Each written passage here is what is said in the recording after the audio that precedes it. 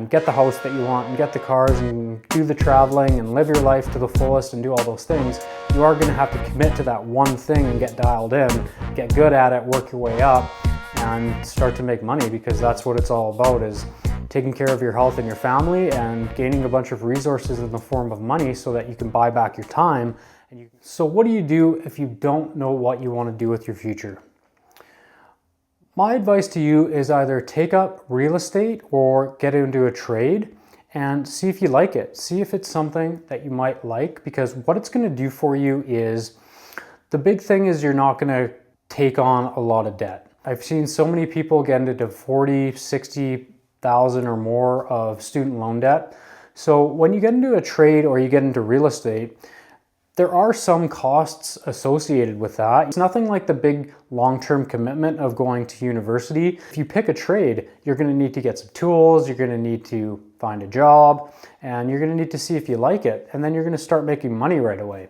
So it's not a bad idea to get into something like that. Whether it's going to be long-term or not, figure out if you like it or not.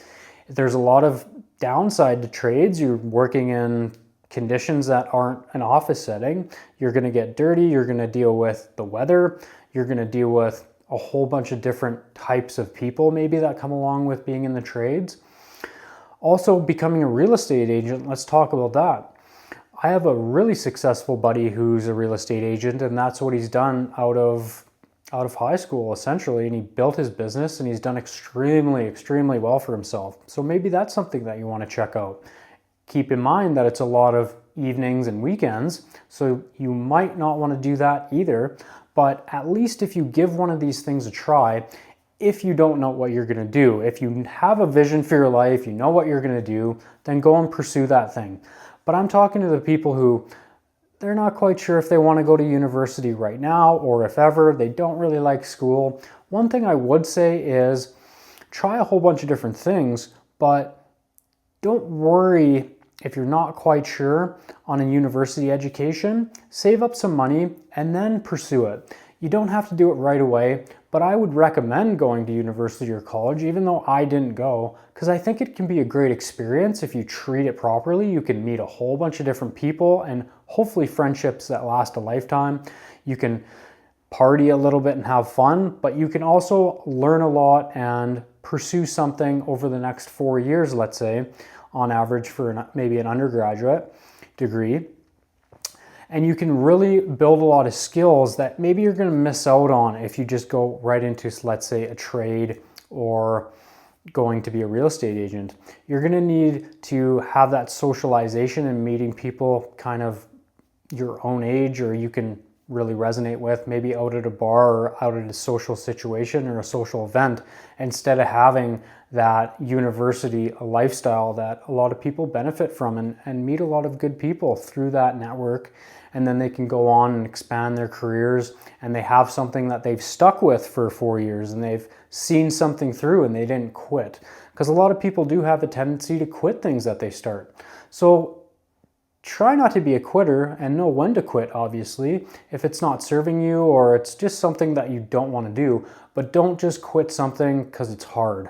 Go through the pain, go through the suffering, go through the monotony and boredom that it is to learn a skill and doing the repetitions over and over and over to craft every skill that's needed to do whatever it is that you're doing. Don't just quit something because it got hard.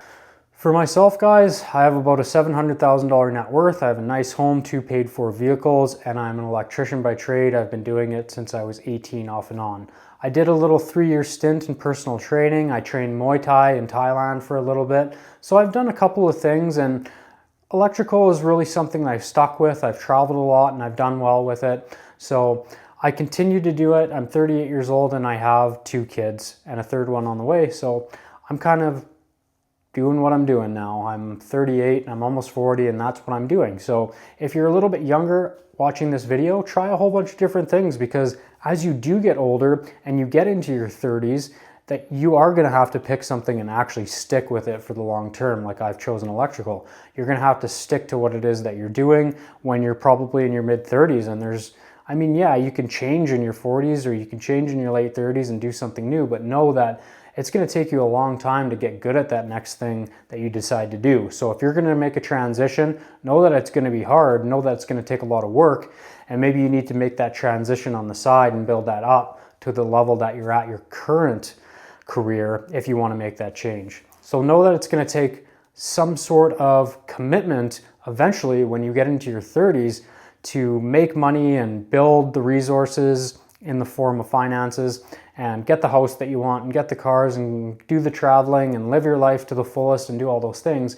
You are going to have to commit to that one thing and get dialed in, get good at it, work your way up, and start to make money, because that's what it's all about, is taking care of your health and your family and gaining a bunch of resources in the form of money so that you can buy back your time and you can go and have good experiences and buy the nice things that you want to have and go on those vacations and spend that money on your family and friends so that you can get the fullest out of life. Obviously, it's not all about the stuff and things, but those things are definitely nice to have while you're here on this earth. Go after the things that you want and don't be ashamed of it.